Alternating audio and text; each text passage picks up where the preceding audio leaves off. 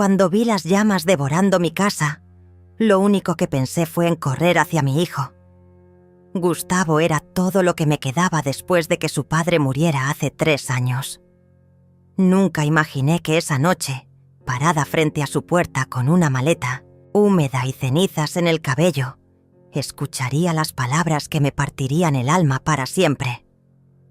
«Mamá, Elena dice que no puedes quedarte aquí». El mundo se detuvo. La lluvia seguía cayendo sobre mis hombros, pero ya no la sentía.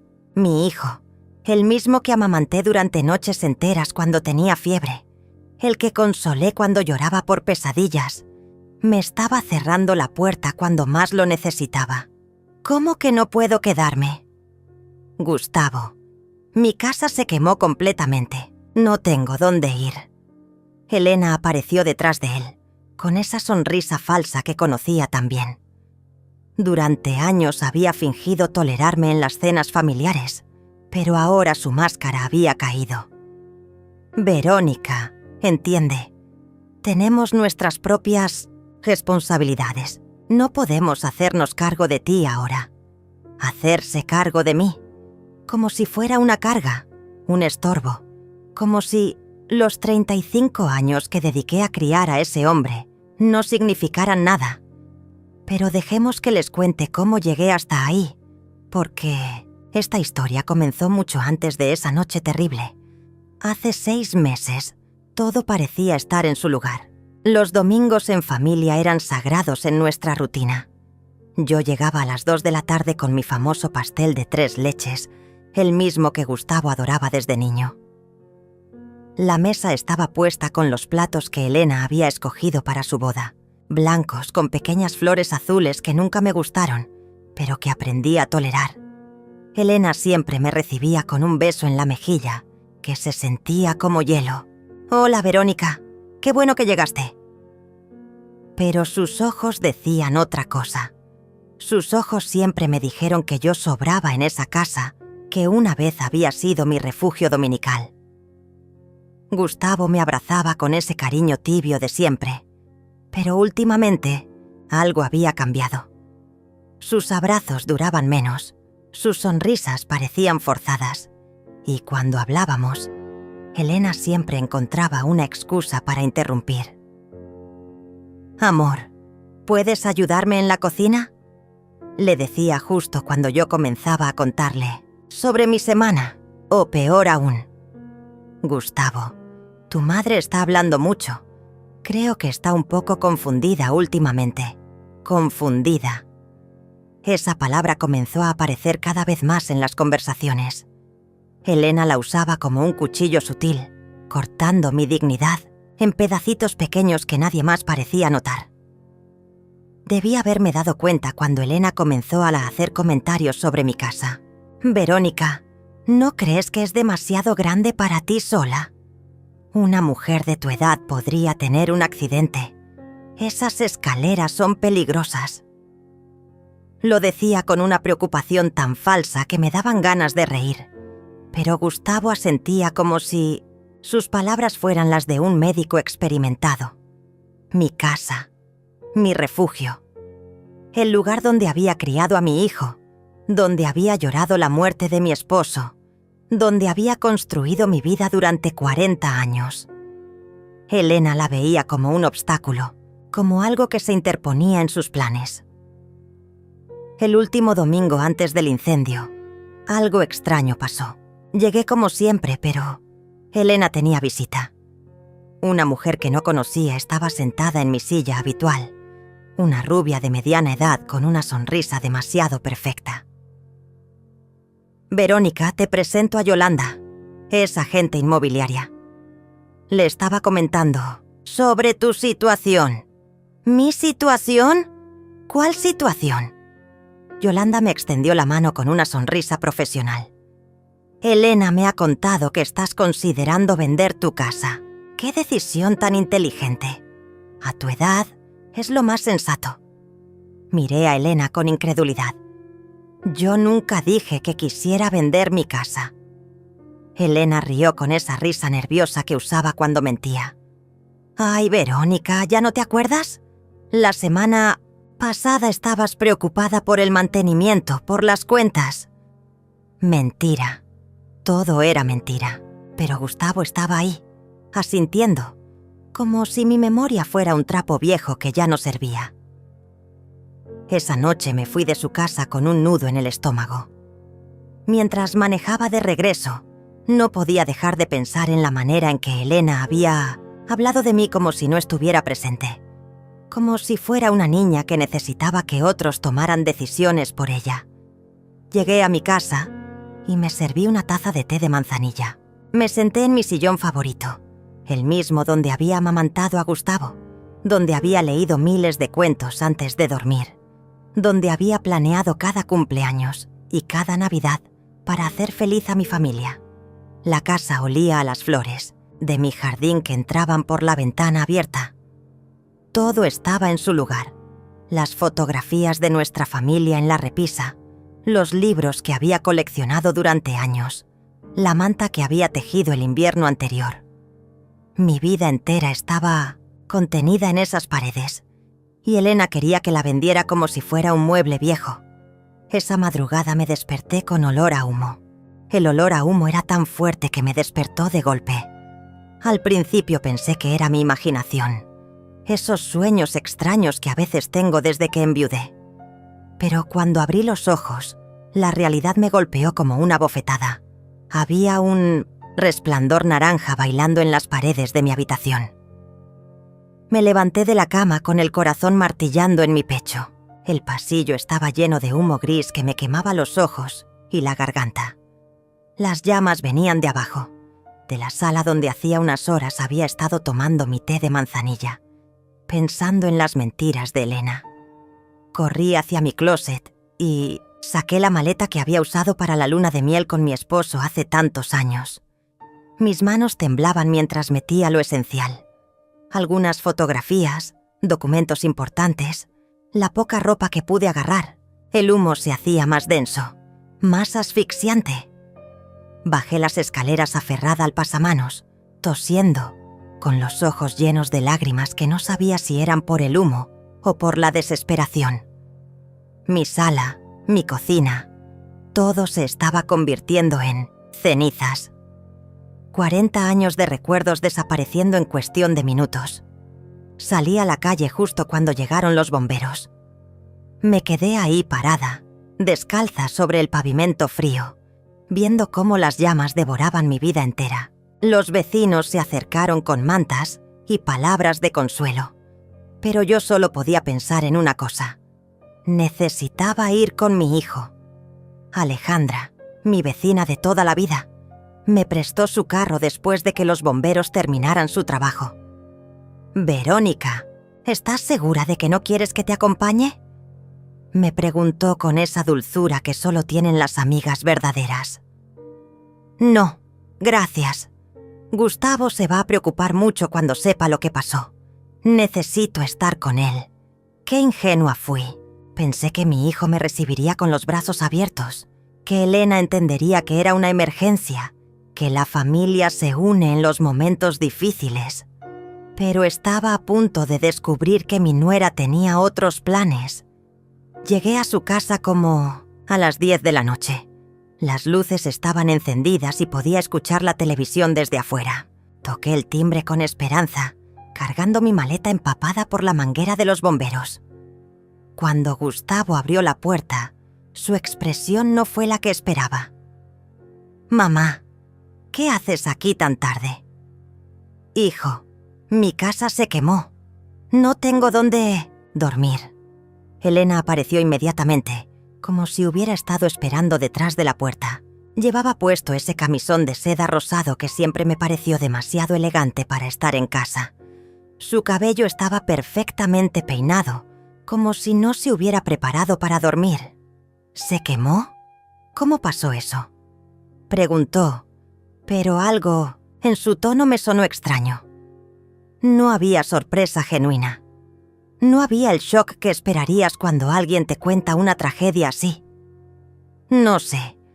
Me desperté con olor a humo y toda la planta baja estaba en llamas. Elena y Gustavo intercambiaron Una mirada que no supe interpretar en ese momento. Ahora, pensándolo bien, era la mirada de dos personas que comparten un secreto. Bueno, pero puedo quedarme aquí esta noche, ¿verdad? Mañana buscaré un hotel mientras resuelvo lo del seguro. Fue entonces cuando Elena soltó esas palabras, que me partieron el alma. Verónica, entiende. Tenemos nuestras propias responsabilidades. No podemos hacernos cargo de ti ahora. Gustavo no dijo nada. Mi hijo, el hombre que había crecido en mis brazos, se quedó callado mientras su esposa me cerraba la puerta en la cara en el peor momento de mi vida. Pero hijo, es solo por esta noche. Mi casa se quemó completamente. Mamá, ya sabes cómo es Elena. Está muy estresada últimamente con el trabajo. Tal vez puedas llamar a alguna amiga o buscar un hotel.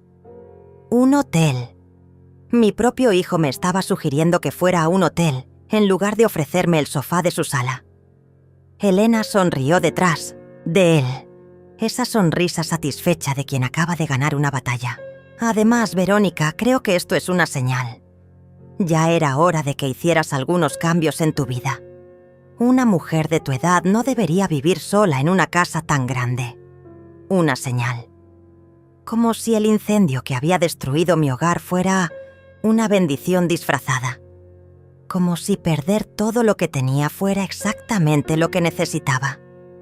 Me quedé ahí parada bajo la lluvia que había comenzado a caer, viendo cómo la puerta se cerraba lentamente. Escuché el sonido del seguro, como si mi propio hijo me estuviera encerrando fuera de su vida. La lluvia empapó mi ropa, mi cabello, mi maleta, pero por dentro, algo más profundo se estaba mojando. Mi fe en la familia, mi confianza en el amor incondicional, mi creencia de que la sangre siempre será más espesa que el agua. Caminé hasta el carro de Alejandra y me senté adentro, sin encenderlo. Necesitaba pensar. Necesitaba entender qué acababa de pasar. Mi casa se había quemado, eso era claro. Pero había algo más, algo en la manera en que Elena había reaccionado, algo en esa mirada que había intercambiado con Gustavo. Fue entonces cuando recordé la conversación del domingo anterior. Elena hablando con la agente inmobiliaria sobre vender mi casa. Elena diciendo que yo había expresado preocupaciones que nunca expresé. Elena planeando mi futuro sin consultarme. Una idea terrible comenzó a formarse en mi mente.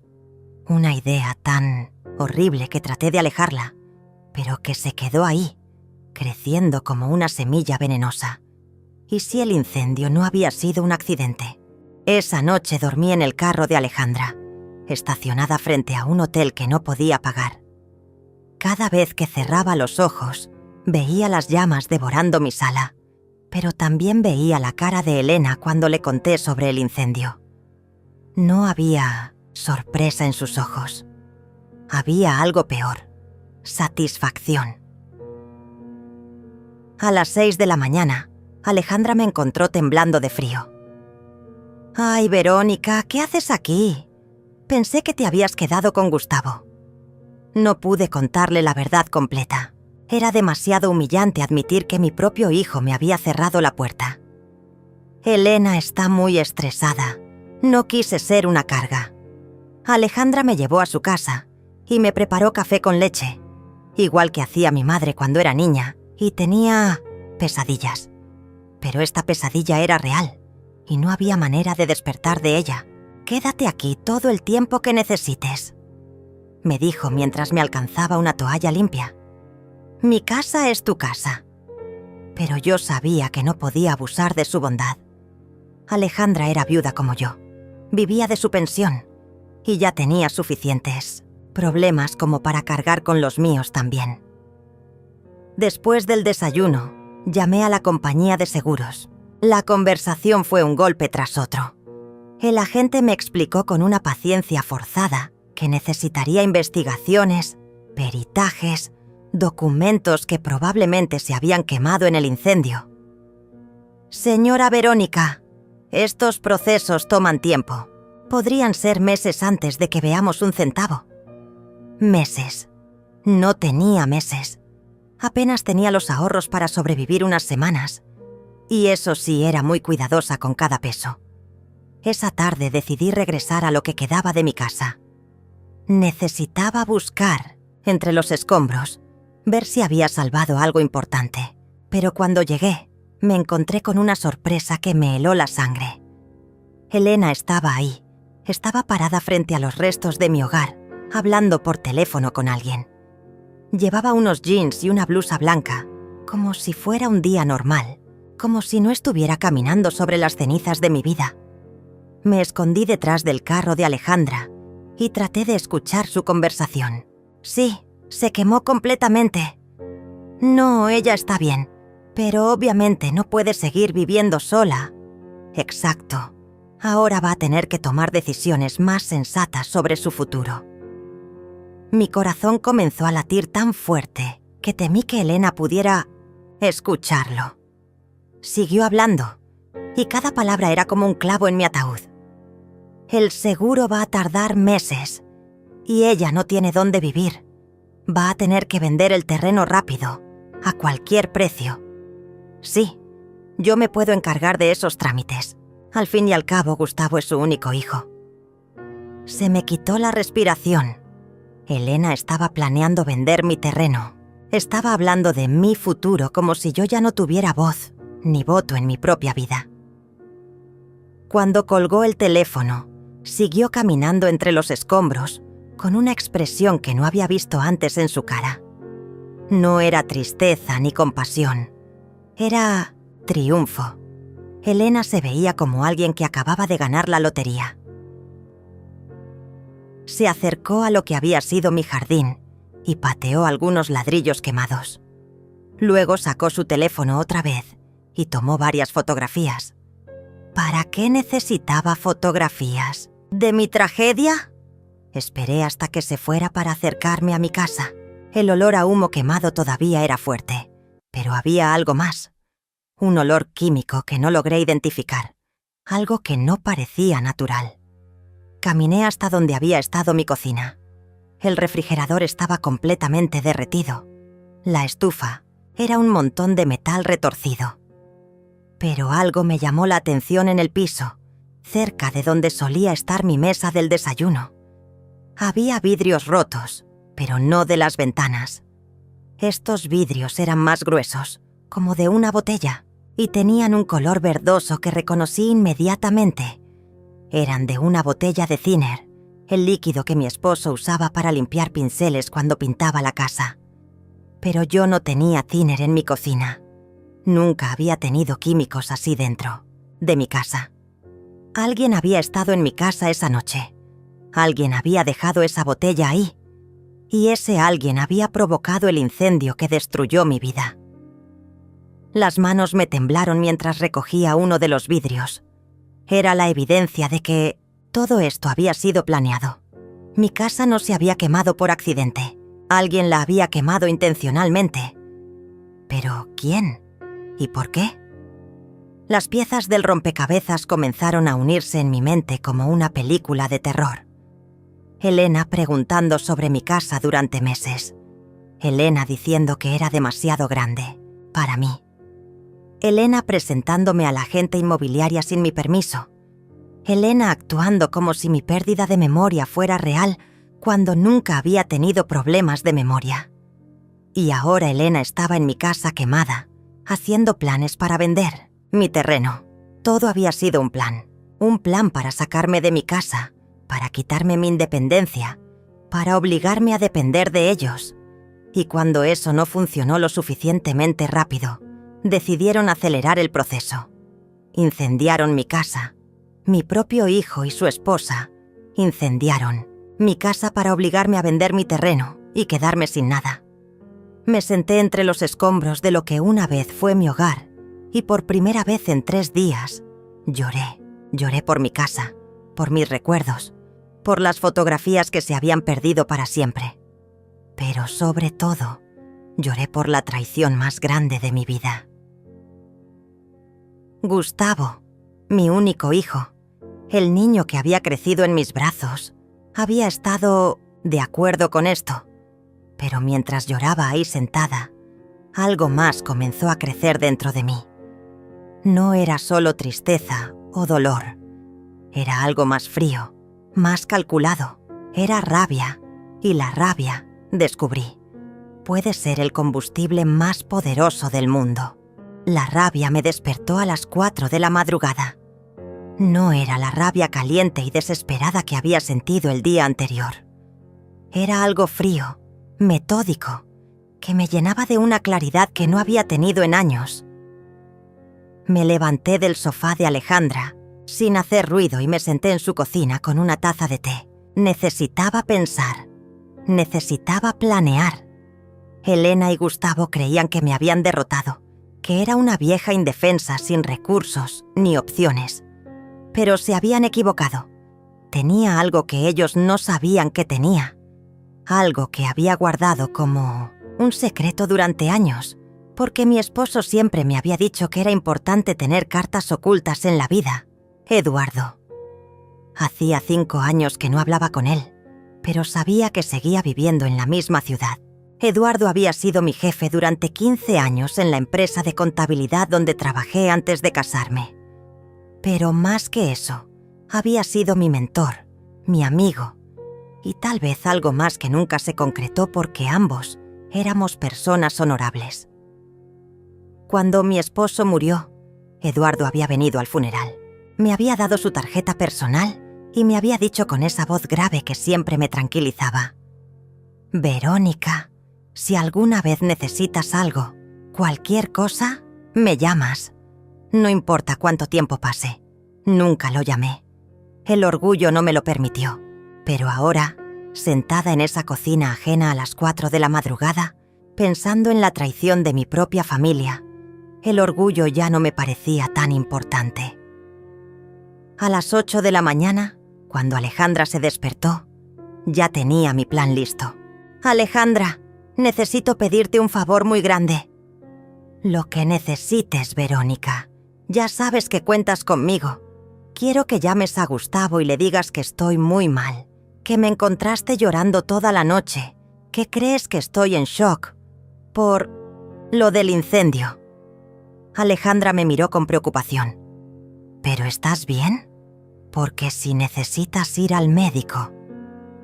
Estoy bien. Mejor de lo que he estado en años. Pero necesito que Elena y Gustavo crean que estoy rota, que estoy desesperada. ¿Puedes hacer eso por mí? Mi amiga asintió, aunque pude ver en sus ojos que no entendía completamente lo que le estaba pidiendo. Pero confió en mí, como había confiado durante todos esos años de vecindad. Mientras Alejandra hacía la llamada, yo me preparé para la conversación más importante de mi vida. Busqué en mi bolsa el pedazo de papel donde había anotado el número de Eduardo años atrás. Mis dedos temblaron mientras marcaba, pero no era por miedo, era por anticipación. El teléfono sonó 3 veces antes de que contestara. ¿Bueno? Su voz era exactamente como la recordaba, grave, calmada, con ese acento ligeramente extranjero que nunca había perdido del todo. Eduardo, soy Verónica. Hubo un silencio del otro lado de la línea, pero no fue un silencio incómodo. Fue el silencio de alguien que está procesando una sorpresa agradable. Verónica, después de tantos años, ¿cómo estás? He estado mejor. Eduardo, necesito hablar contigo. Es urgente.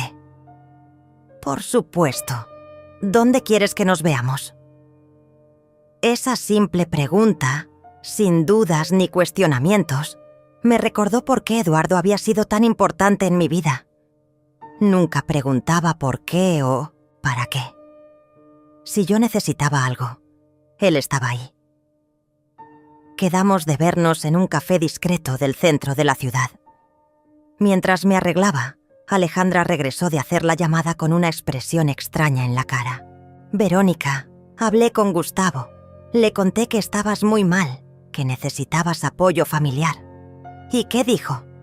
Dijo que que Elena había hablado con un psicólogo y que era normal que las personas mayores se pusieran así después de traumas grandes, que lo mejor era dejarte procesar sola por unos días.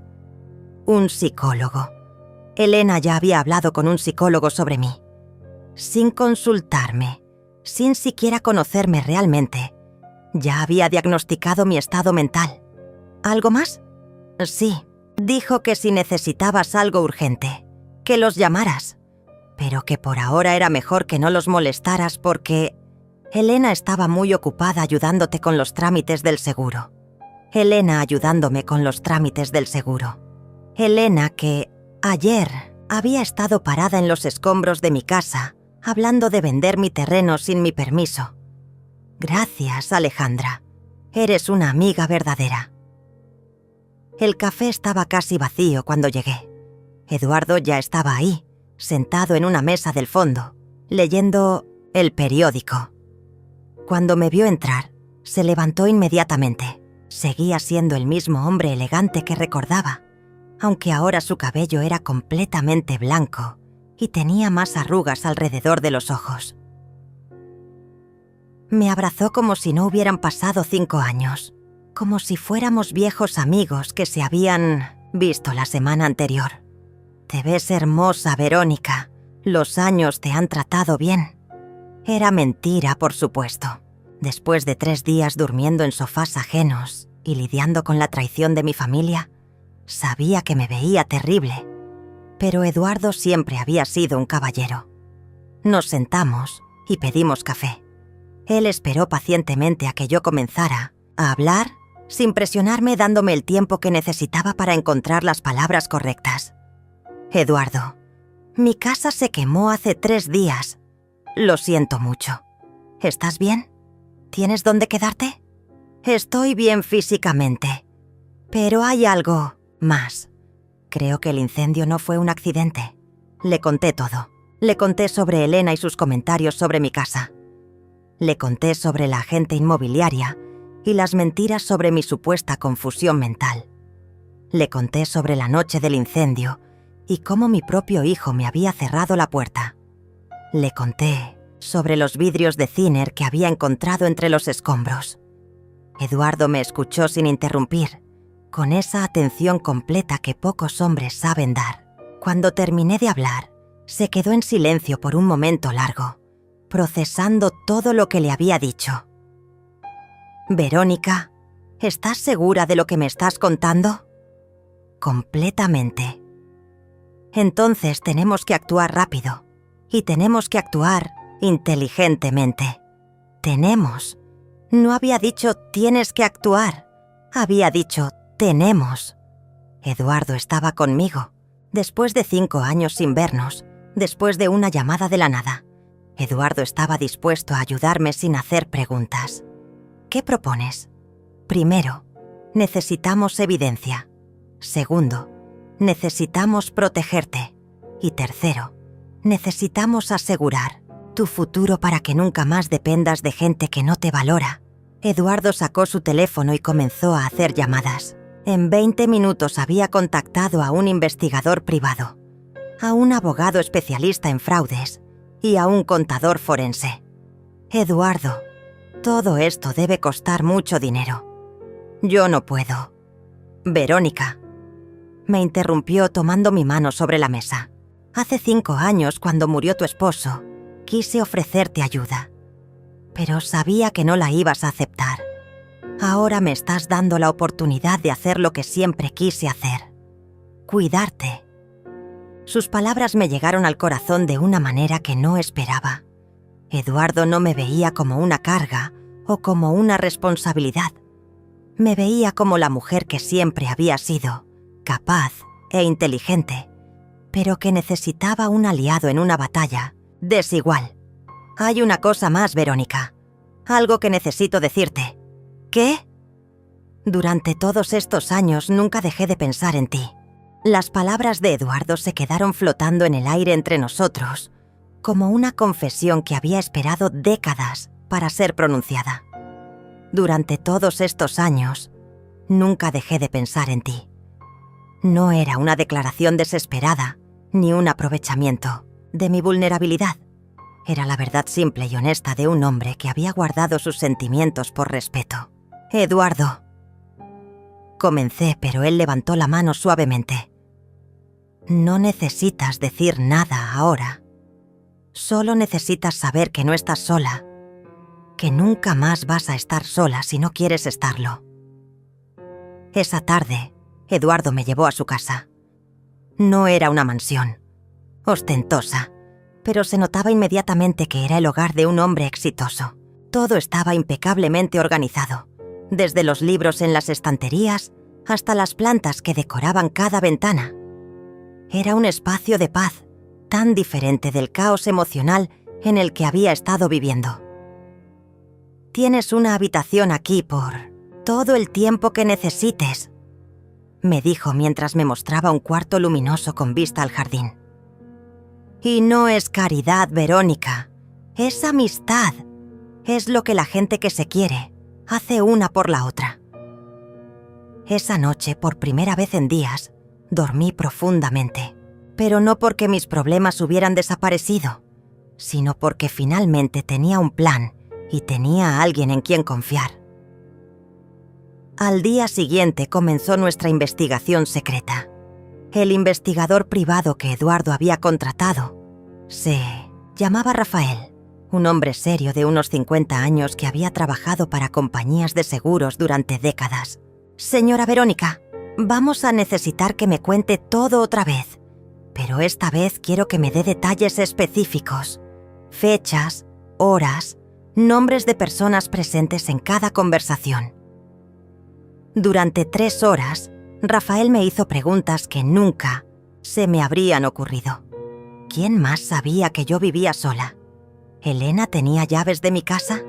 ¿Habían estado en mi casa sin mí recientemente? ¿Gustavo tenía problemas económicos? Esa última pregunta me hizo pensar.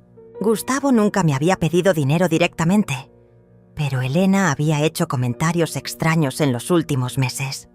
Cosas como: «Ojalá pudiéramos remodelar la cocina, pero ya sabes cómo están las cosas».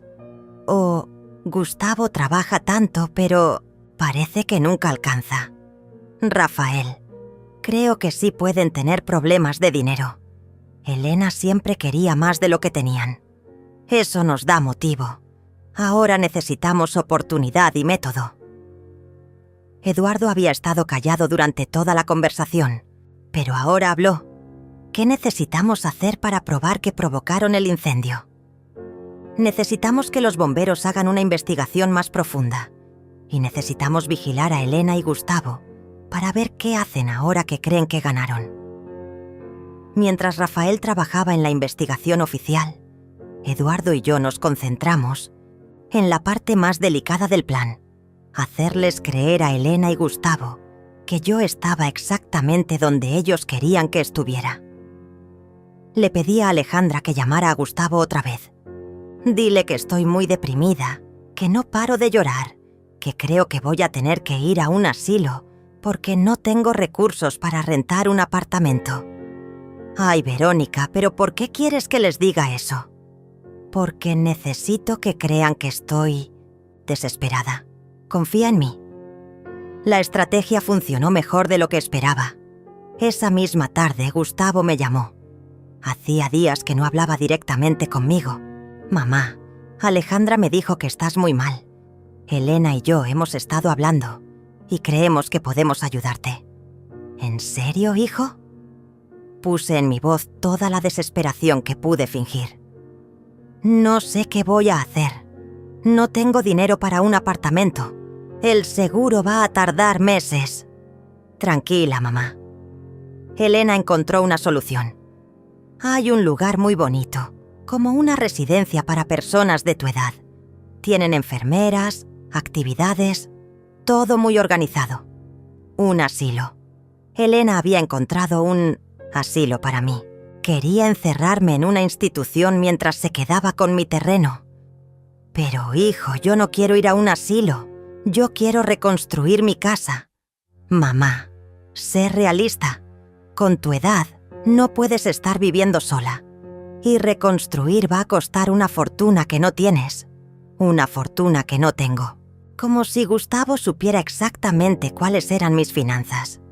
Como si Elena y él hubieran estado investigando mis cuentas bancarias. Elena dice que ella puede ayudarte con todos los trámites. Vender el terreno, manejar lo del seguro, buscar el asilo perfecto para ti. Elena manejando mi vida, Elena vendiendo mi terreno, Elena eligiendo dónde iba a pasar el resto de mis días. No sé, Gustavo, es mucho para procesar. Lo entiendo, mamá, pero piénsalo.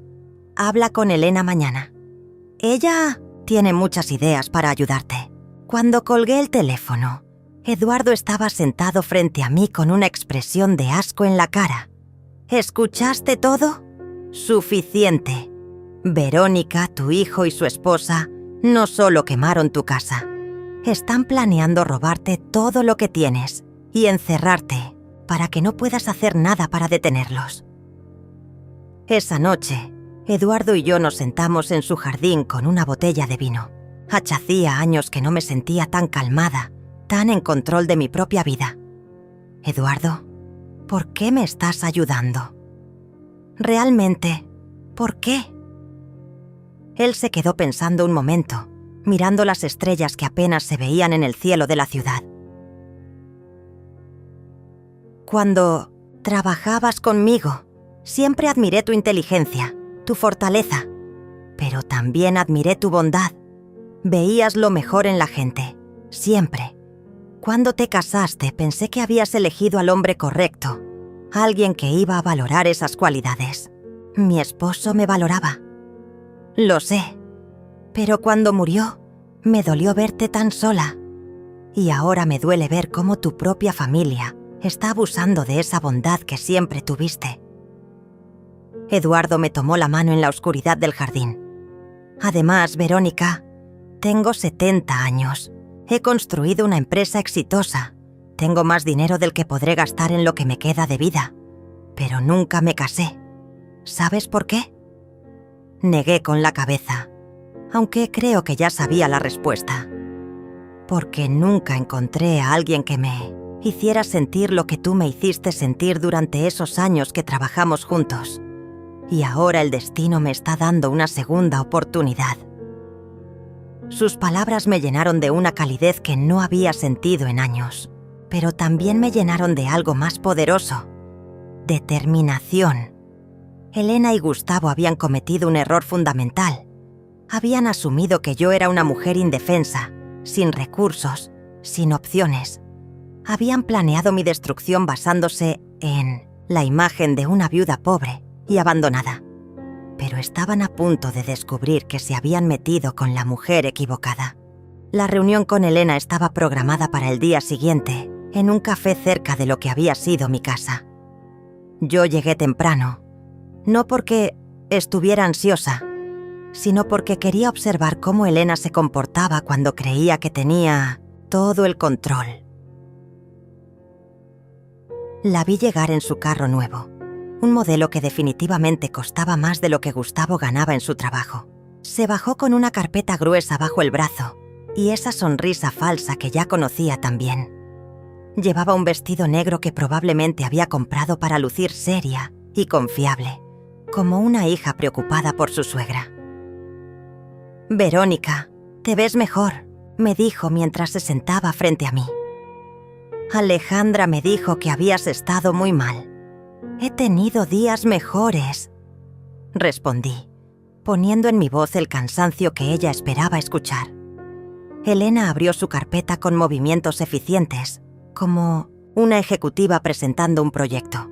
Había papeles, fotografías de mi casa quemada, folletos de residencias para ancianos y algo que me heló la sangre.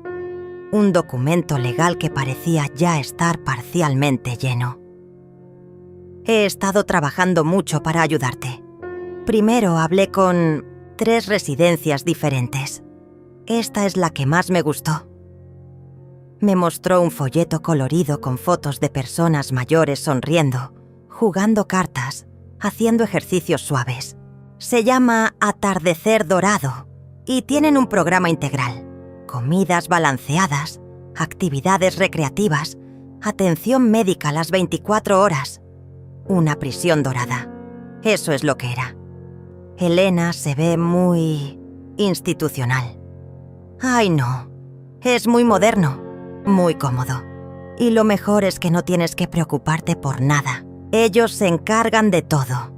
Ellos se encargan de todo, incluyendo, supuse, no dejarme salir cuando quisiera. ¿Y cómo voy a pagar algo así?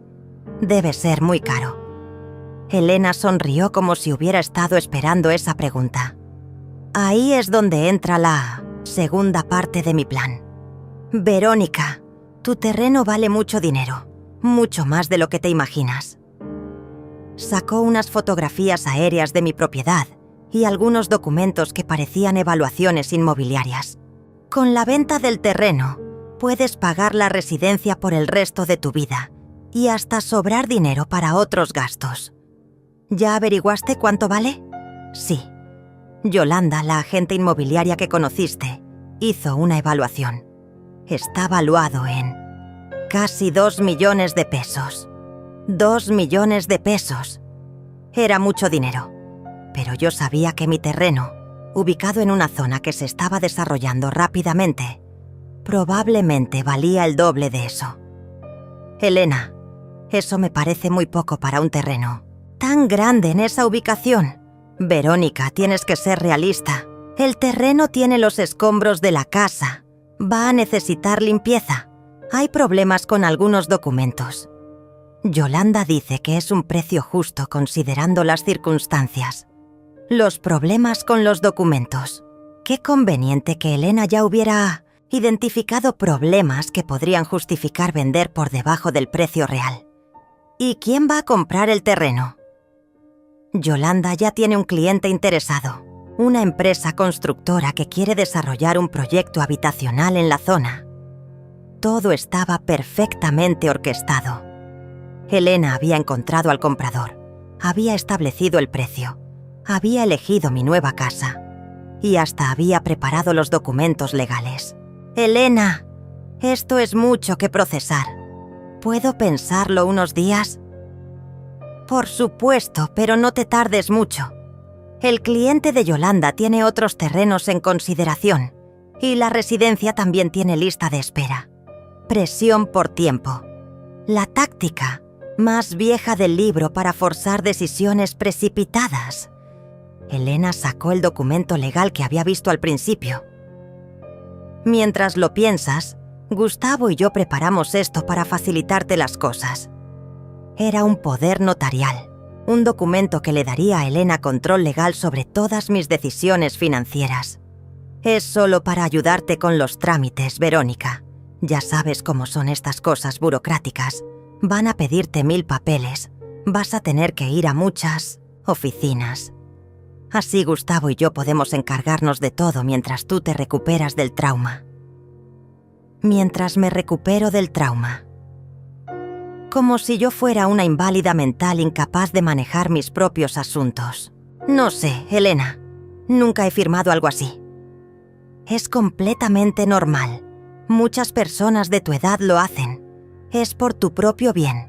Por mi propio bien. Las 4 palabras más peligrosas que existen cuando las dice alguien que no te quiere. Déjame llevármelo para leerlo con calma. Claro. Pero recuerda que el notario solo está disponible esta semana. Después se va de vacaciones por un mes. Más presión por tiempo. Cuando terminó la reunión, Elena me dio un abrazo que se sintió como el abrazo de una serpiente. Verónica, sé que esto es difícil, pero vas a ver qué es lo mejor para ti. Vas a estar mucho mejor cuidada, sin preocupaciones. Sin preocupaciones porque no iba a tener control sobre nada en mi vida. Esa tarde, en casa de Eduardo, le mostré todos los documentos que Elena me había dado. Eduardo los revisó con la atención de alguien que había manejado contratos empresariales durante décadas. Verónica, esto es peor de lo que pensábamos. ¿Qué encontraste? Primero, la evaluación. del terreno está completamente manipulada. Tu propiedad vale por lo menos 4 millones, no 2. Segundo, esta residencia que te mostraron cuesta exactamente la cantidad que te van a dar por el terreno. No vas a tener dinero sobrante. ¿Y el poder notarial? Es lo más peligroso de todo. Con este documento, Elena puede vender tu terreno, manejar tu dinero, hasta tomar decisiones médicas por ti. Básicamente te conviertes en su pupila legal. Eduardo me mostró las cláusulas más problemáticas del documento. Con letra pequeña y lenguaje técnico, el poder notarial le daba a Elena control total sobre mi vida. ¿Y si me niego a firmar? Ahí es donde entra la parte más siniestra de su plan. Mira esto. Eduardo me mostró uno de los folletos de la residencia. En la letra pequeña de atrás había una sección sobre residentes con capacidades cognitivas limitadas. Elena está preparando el terreno para declararte incompetente mentalmente. Si te niegas a firmar, probablemente va a decir que estás confundida, que el trauma del incendio afectó tu juicio. Puede hacer eso. Con la ayuda del psicólogo que ya consultó y algunos testigos que digan que has estado actuando extraño. Sí, puede pedir una evaluación de competencia mental. Era un plan perfecto. Si yo cooperaba, Elena se quedaba con mi dinero legalmente. Si me resistía, me declaraban loca y se quedaba con mi dinero de todas formas. Pero Elena había cometido un error. Había asumido que yo era la misma mujer ingenua que había conocido años atrás. No sabía que ahora tenía recursos, aliados y, sobre todo, que sabía exactamente lo que ella estaba haciendo. Eduardo, es hora de que Elena y Gustavo descubran con quién se metieron realmente. ¿Qué tienes en mente? Voy a firmar el poder notarial. Eduardo me miró con alarma. Verónica, ¿estás segura de lo que estás diciendo? Completamente segura. Pero voy a firmarlo con algunas modificaciones que Elena no va a notar hasta que sea demasiado tarde. Esa noche, Eduardo y su abogado prepararon una versión modificada del poder notarial. Por fuera, se veía exactamente igual al documento original, pero por dentro había cláusulas que invalidaban automáticamente el poder si se demostraba fraude, y otras que me permitían revocarlo en cualquier momento sin previo aviso. Elena creía que me tenía en jaque mate, pero estaba a punto de descubrir que yo también sabía jugar ajedrez. El día que firmé el poder notarial, Elena no podía ocultar su satisfacción. Llegó al despacho del notario con Gustavo, ambos vestidos como si fueran a una ceremonia importante. Mi hijo llevaba el traje que le había regalado para su cumpleaños el año anterior, pero evitaba mirarme a los ojos. «Mamá, estás haciendo lo correcto», me dijo mientras esperábamos en la sala del notario. Elena ha trabajado muy duro para organizarlo todo. Elena revisó los documentos una vez más, asegurándose de que todo estuviera en orden. Lo que no sabía era que yo había estudiado cada línea del documento modificado durante toda la noche anterior. El abogado de Eduardo había hecho un trabajo impecable. Por fuera, era exactamente el mismo papel que Elena había preparado, pero por dentro contenía protecciones que ella jamás imaginaría. «¿Estás segura de esto, Verónica?», me preguntó el notario, cumpliendo con su obligación legal de verificar que yo entendía lo que estaba firmando. «Completamente segura», respondí con la voz quebrada de una mujer derrotada. «Ya no puedo manejar estas cosas sola». Elena sonrió y le puso la mano en el hombro a Gustavo. Era el gesto de una mujer que acababa de ganar la lotería. Firmé el documento con mano temblorosa, fingiendo la fragilidad que ellos esperaban ver. Cuando terminé, Elena prácticamente me arrancó los papeles de las manos. «No te preocupes por nada más, Verónica. Gustavo y yo nos vamos a encargar de todo». Esa tarde, mientras Elena y Gustavo celebraban su victoria, yo estaba en casa de Eduardo coordinando la siguiente fase de nuestro plan. Rafael, el investigador privado, había conseguido información crucial. Señora Verónica, tengo noticias importantes. Los bomberos completaron la investigación del incendio. ¿Y? Encontraron evidencia clara de que fue provocado. Restos de acelerante en múltiples puntos de la casa. Patrones de quemadura que indican uso intencional de químicos inflamables. Era la confirmación que necesitábamos. Mi casa había sido incendiada deliberadamente. ¿Hay más? Sí. Revisamos las cámaras de seguridad de la zona. Su hijo y Elena estuvieron en su casa la noche anterior al incendio, después de las 11 de la noche. Mi corazón se detuvo. Una cosa era sospechar, otra muy diferente era tener la prueba. ¿Los grabó la cámara? Perfectamente. Los vemos entrando a su propiedad con bolsas y saliendo 2 horas después sin las bolsas. Eduardo me tomó la mano mientras Rafael nos mostraba las imágenes en su computadora. Ahí estaban, claros como el día. Mi hijo y su esposa entrando a mi casa como ladrones en la noche, llevando los materiales que usarían para destruir mi hogar. ¿Esto es suficiente para procesarlos? Más que suficiente. Pero hay algo más que necesitan saber. Rafael sacó otros documentos de su carpeta. Investigué las finanzas de Elena y Gustavo. Tienen deudas por más de 500,000 pesos, tarjetas de crédito, préstamos bancarios, incluso deben dinero a prestamistas privados. 500,000 pesos. Era exactamente la cantidad que planeaban. Obtener después de vender mi terreno por debajo de su valor real. ¿Y Elena ya comenzó los trámites para vender? Esta mañana. 2 horas después de firmar el poder notarial, ya estaba en la oficina de Yolanda preparando la venta. Elena no había perdido tiempo. Ahora que tenía control legal sobre mis asuntos, había corrido a convertir mi tragedia en su salvación financiera. Pero lo que Elena no sabía era que yo también había estado ocupada esa mañana. Mientras ella corría a vender mi terreno, yo había ido al banco con Eduardo y había transferido todos mis ahorros a una cuenta nueva que Elena no conocía. Mientras ella celebraba tener control legal sobre mis finanzas, yo había movido todo mi dinero fuera de su alcance. Y lo más importante, había activado las cláusulas secretas del poder notarial. El abogado de Eduardo había contactado a las autoridades y había presentado evidencia del fraude. En términos legales, el poder notarial estaba invalidado desde el momento en que Elena intentó usarlo para cometer un crimen. Esa noche, Elena me llamó eufórica. «Verónica, tengo noticias maravillosas. El comprador aceptó nuestra oferta. Podemos cerrar la venta la próxima semana». ¿Tan rápido?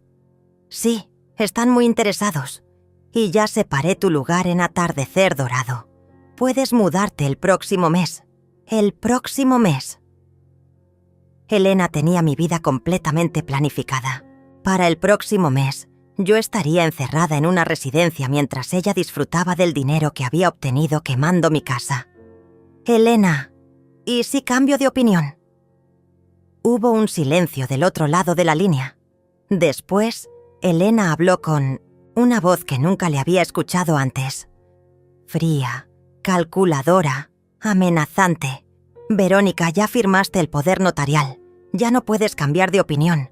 Yo tomo las decisiones ahora y he decidido que esto es lo mejor para ti.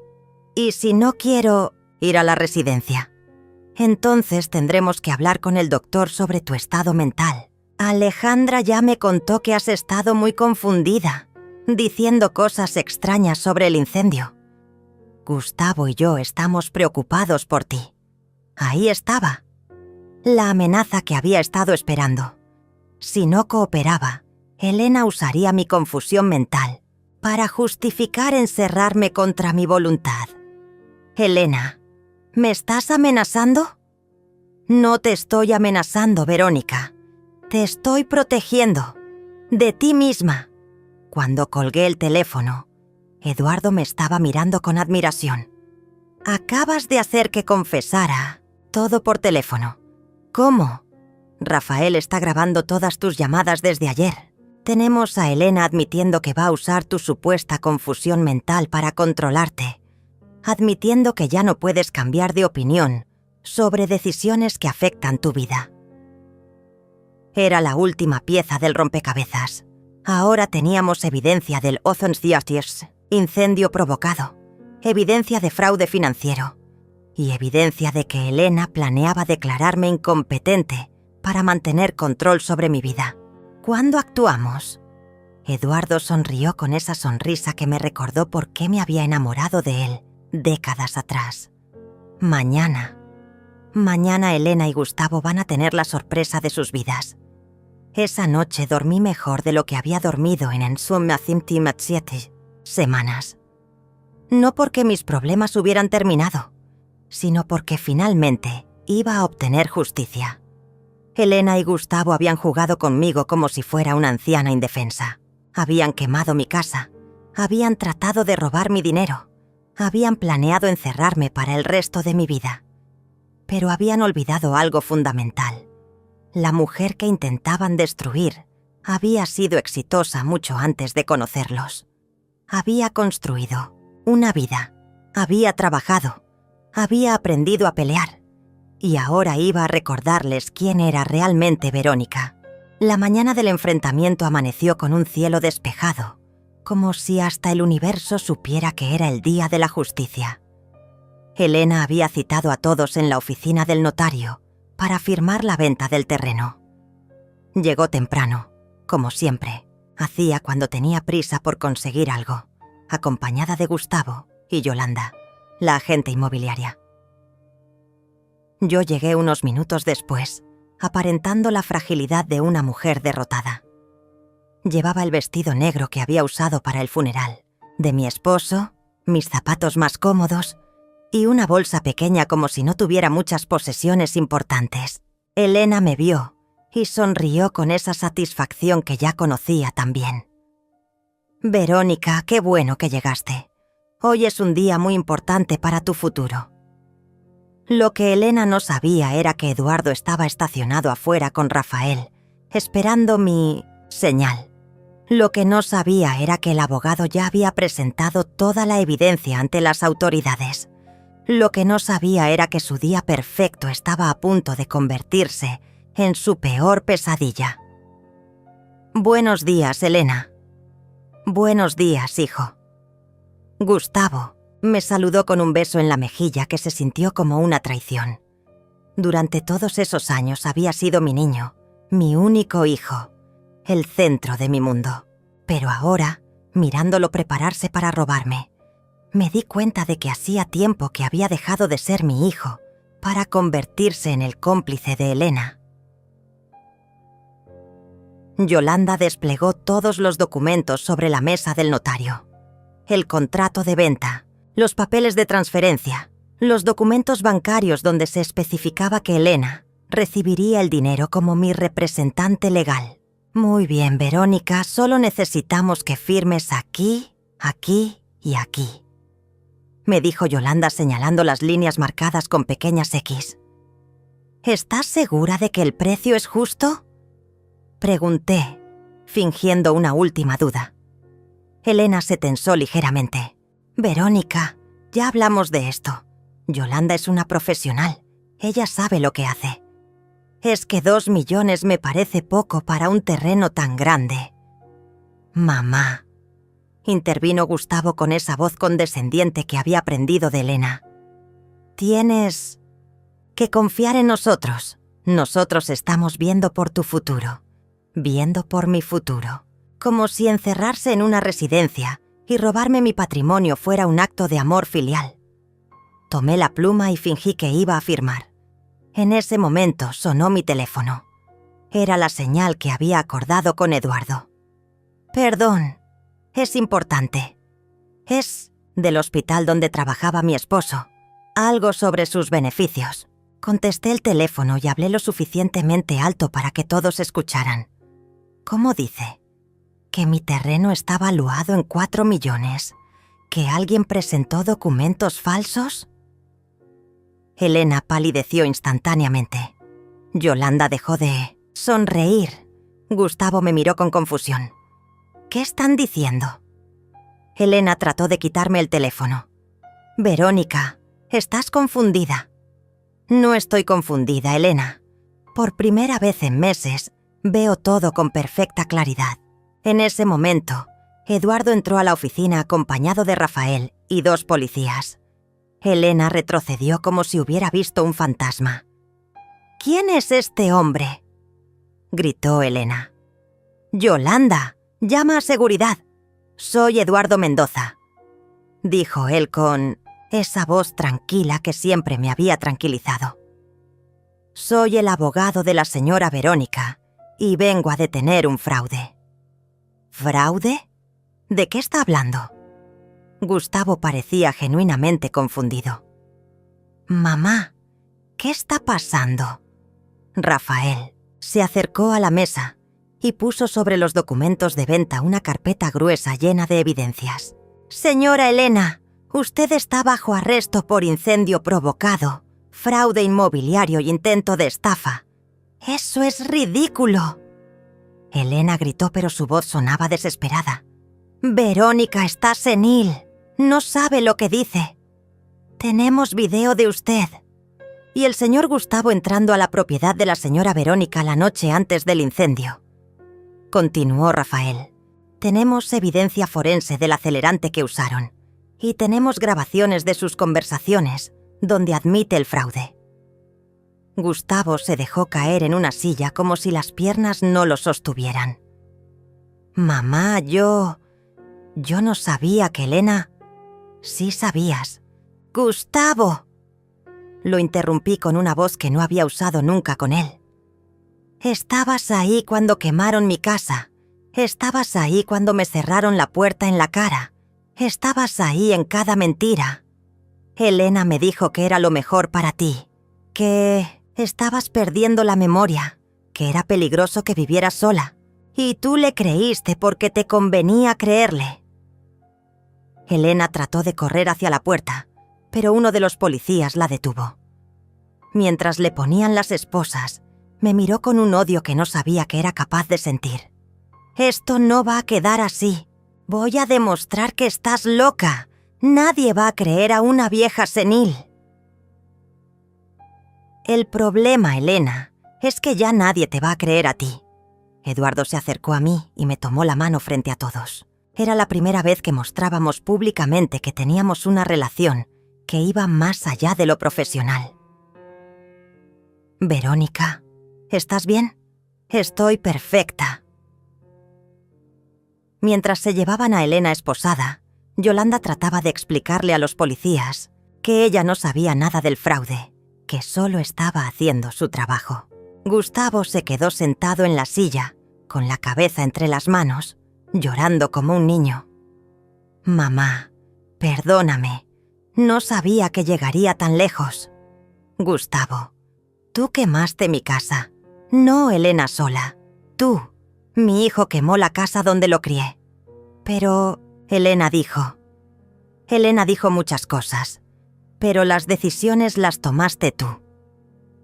Me acerqué a donde estaba sentado y me agaché para quedar a su altura, como había hecho tantas veces cuando era niño, y necesitaba consolarla. «Hijo, durante 35 años fui tu madre antes que nada. Puse tu bienestar antes que el mío, tu felicidad antes que la mía. Trabajé, me sacrifiqué, ahorré cada peso pensando en tu futuro». «Lo sé, mamá». No lo sabes, porque si lo supieras, nunca habrías estado de acuerdo con quitarme mi casa, mi dignidad, mi libertad». Gustavo lloró más fuerte, pero ya no me daba lástima. Durante semanas había llorado yo, sintiéndome traicionada y abandonada. Ahora era su turno, de enfrentar las consecuencias de sus decisiones. «¿Me vas a perdonar?». La pregunta que había estado esperando. La pregunta que todas las madres tememos tener que responder algún día. «Gustavo, el perdón es algo que se gana, no algo que se regala. Y tú tienes mucho trabajo que hacer antes de ganártelo». Eduardo me ayudó a levantarme y salimos de la oficina juntos. Afuera nos esperaba Alejandra, que había venido a apoyarme en lo que sabía que sería un día difícil. «¿Cómo te sientes?», me preguntó. «Libre. Por primera vez en meses, me siento completamente libre». Esa tarde, Eduardo y yo fuimos a cenar a un restaurante elegante del centro de la ciudad. Brindamos con una copa de vino por la justicia, por la verdad y por los nuevos comienzos. «¿Qué vas a hacer ahora?», me preguntó. «Voy a reconstruir mi casa, pero esta vez la voy a construir exactamente como yo quiero». «¿Y nosotros? ¿Qué va a pasar con nosotros?». Lo miré a los ojos, a este hombre que había aparecido en mi vida como un ángel guardián cuando más lo necesitaba. «Eduardo, tengo 63 años. Ya no tengo tiempo para juegos ni para hacer las cosas por obligación. Si vamos a estar juntos, va a ser porque realmente queremos construir algo hermoso». Él sonrió y me tomó la mano sobre la mesa. «Verónica, he esperado décadas por esta oportunidad. No la voy a desperdiciar. Un año después, estoy sentada en el jardín de mi nueva casa, tomando té de manzanilla mientras veo el amanecer pintarse de colores dorados sobre las montañas. La casa que reconstruí no se parece en nada a la anterior. Es más pequeña, más luminosa, con ventanas grandes que dejan entrar toda la luz posible.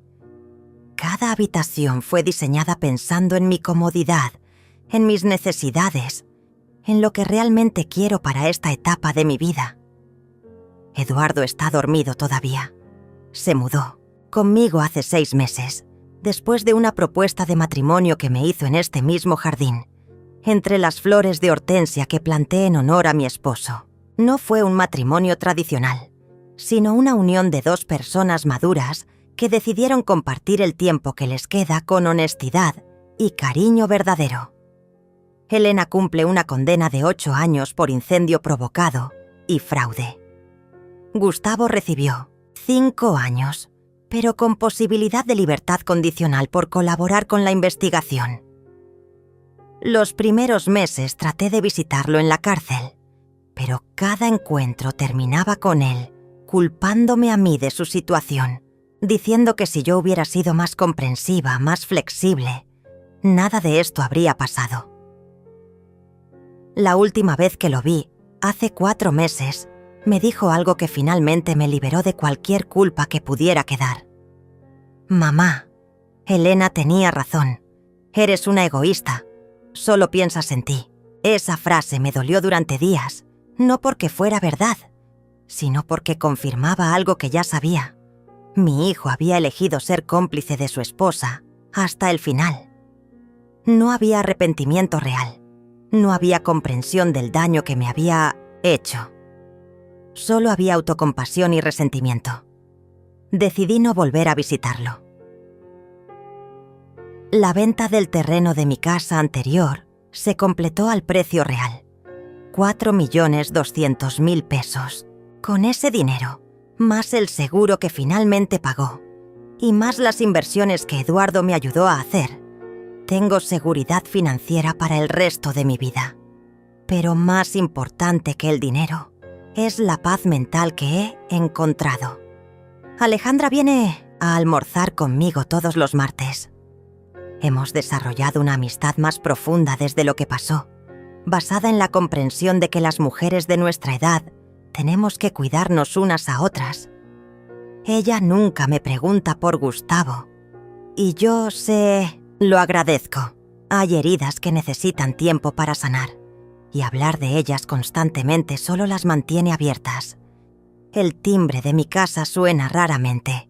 Tengo pocos visitantes, y eso me gusta. Pero esta mañana escucho el sonido familiar, y desde la ventana veo un carro que no reconozco estacionado en mi entrada.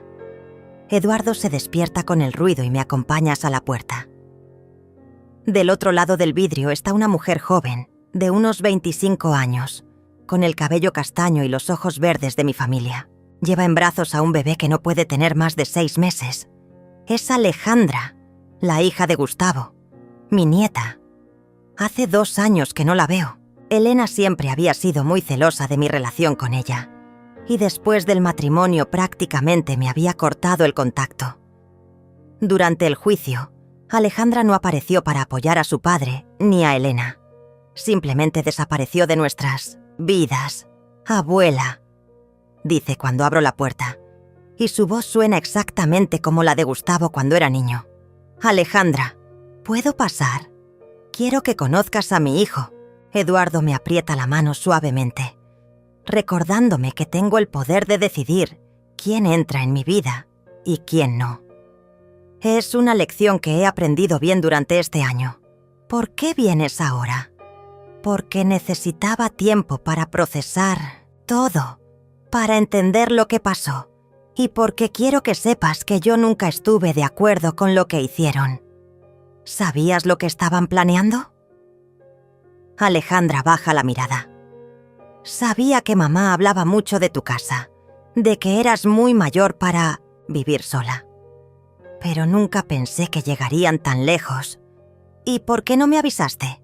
Porque tenía miedo. Porque era más fácil creer que mamá tenía buenas intenciones. Su honestidad me toca. No está tratando de justificarse completamente.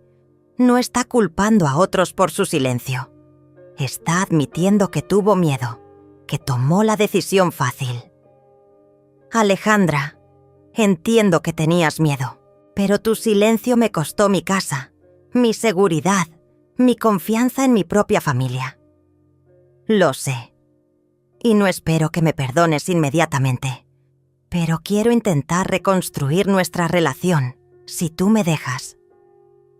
Miro al bebé que lleva en brazos. Es hermoso, con esa piel perfecta que solo tienen los recién nacidos y una expresión serena que me recuerda a Gustavo cuando era bebé.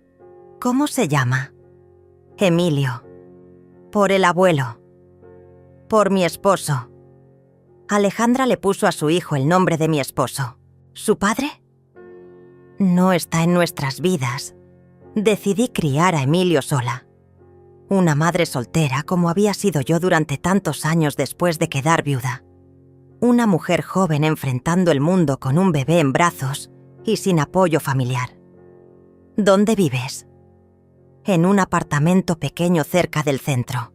Trabajo en una oficina de contabilidad. Contabilidad. Como yo había trabajado. Como había conocido a Eduardo. Eduardo me susurra al oído. La decisión es tuya, Verónica. Pero recuerda que los nietos no tienen culpa de los errores de sus padres. Tiene razón. Emilio no tiene culpa de lo que hicieron Gustavo y Elena. Y Alejandra, aunque no me defendió cuando pudo haberlo hecho, no participó activamente en la traición. Pueden pasar, pero quiero que entiendas algo, Alejandra. Lo que necesites decirme. Esta casa es mi refugio. Es el lugar donde he encontrado paz después de todo lo que pasé. Si vas a ser parte de mi vida otra vez, tiene que ser con honestidad, completa. Nada de secretos, nada de lealtades divididas. Te prometo que va a ser así. Alejandra entra con su bebé y Eduardo prepara café para todos. Nos sentamos en la sala y por primera vez en 2 años tengo a mi nieta en mi casa. Emilio se despierta y comienza a llorar, y automáticamente extiendo los brazos para cargarlo. Es increíble cómo la memoria muscular de ser abuela regresa inmediatamente. Emilio se calma en mis brazos, y siento esa conexión instantánea que solo existe entre abuelas y nietos. Abuela, ¿me puedes contar qué pasó realmente? Papá y Elena me dijeron una versión, pero después del juicio me di cuenta de que había mentiras en todo. Durante la siguiente hora, le cuento toda la verdad. Le cuento sobre las manipulaciones de Elena, sobre el incendio provocado, sobre la noche que me cerraron la puerta en la cara.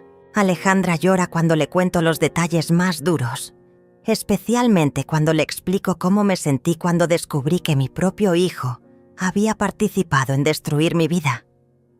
¿Crees que papá puede cambiar? No lo sé, Alejandra. Y ya, no es mi responsabilidad ayudarlo a cambiar. Él tiene que tomar esa decisión por sí mismo. Y yo. ¿Crees que puedo ganarme tu confianza otra vez? Miro a esta mujer joven que lleva mi sangre, que está criando sola a mi bisnieto, que tuvo el valor de venir a buscarme después de 2 años de silencio.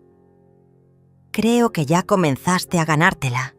Viniste aquí, me dijiste la verdad y trajiste a Emilio para que lo conociera.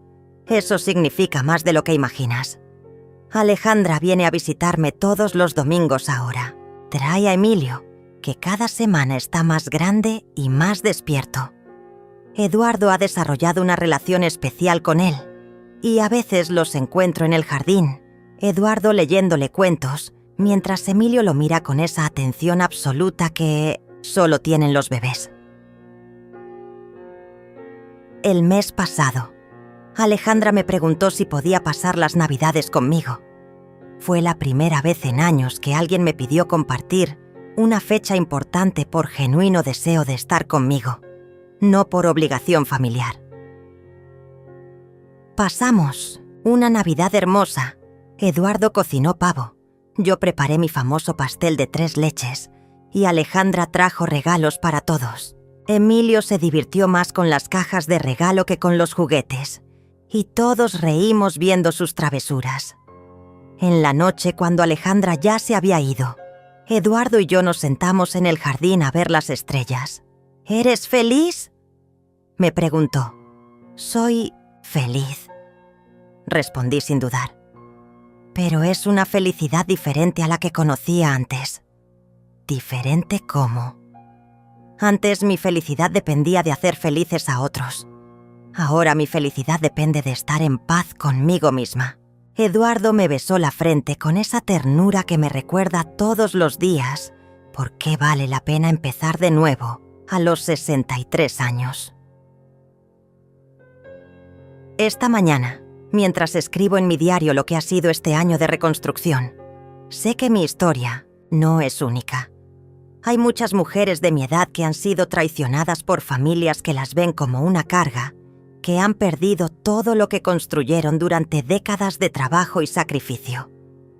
Pero también sé que hay esperanza, que nunca es demasiado tarde para reclamar tu vida, para poner límites, para decidir quién merece estar en tu mundo y quién no. Elena y Gustavo creían que me habían derrotado. Creían que era una mujer débil, sin recursos, sin opciones. Pero se equivocaron. No solo sobreviví a su traición, sino que encontré una vida mejor al otro lado del dolor. Ahora, cuando veo el amanecer desde mi jardín, no pienso en lo que perdí. Pienso en lo que gané. Mi dignidad, mi libertad y la comprensión de que merezco amor verdadero en cualquier etapa de mi vida. Gustavo sale de la cárcel el próximo año. No sé si intentará contactarme. Si lo hace, estoy preparada para esa conversación. Pero ya no soy la mujer que era hace 2 años. Soy más fuerte, más sabia y, sobre todo, soy una mujer que finalmente aprendió a ponerse a sí misma en primer lugar. Emilio balbucea desde su cuna y Eduardo se está despertando. Es hora de comenzar otro día en esta vida que construí desde las cenizas de la anterior. Una vida que es completamente mía,